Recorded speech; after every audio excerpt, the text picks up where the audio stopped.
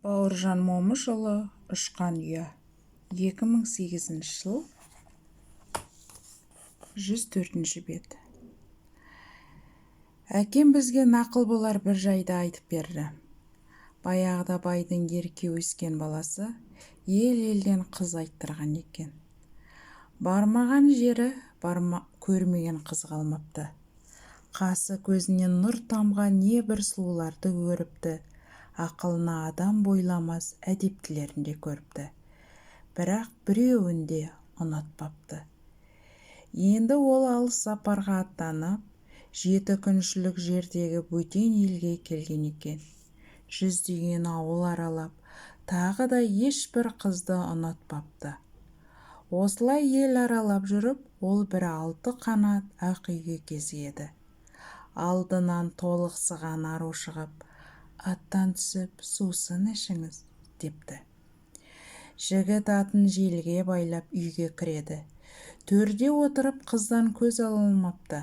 Қыз мұны елемегендей жайбарақат мейманға дастарқан әзірлей бастайды. Шай қайнапты. Қыз лезде дастарқан жайып, жігітті әдеппен асқа шақырады. Жігіт мені іздеген сұлу осындай-ақ болар. Көркіне тоқтадым, ал ақылы соған сай мекен байқап көрейін деп ойлапты ішінен. Түрулі есіктен сыртта жатқан томарлар көрініп тұр екен. Жігіт сынар жерім осы шығар депті де оқыстан сұрақ қойыпты. Құдаша, айып көрмесеңіз айта отырыңызшы.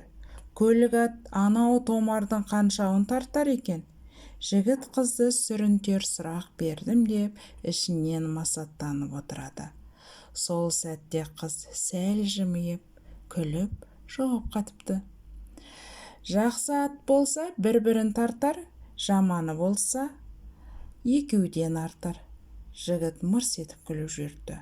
Мұнысы мұқатқаным деген еді. Өзі іштей, бәсе, ақылмен көрік сай келуші еді. Мынау қыз ақылды кемдеу біреу болды депті. Әйтпесе жаманы екеуден артар, жақсысы біреуден тартар дер ме еді?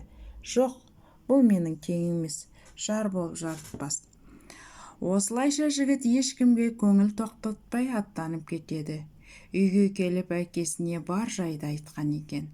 Жігіт 7 күн жол жүріп, қияндағы елдерді араладым. Өзіме тең таппадым. Бір көрікті қыз кездесіп еді, өкінішке орай ақылы шамалы болып шықты.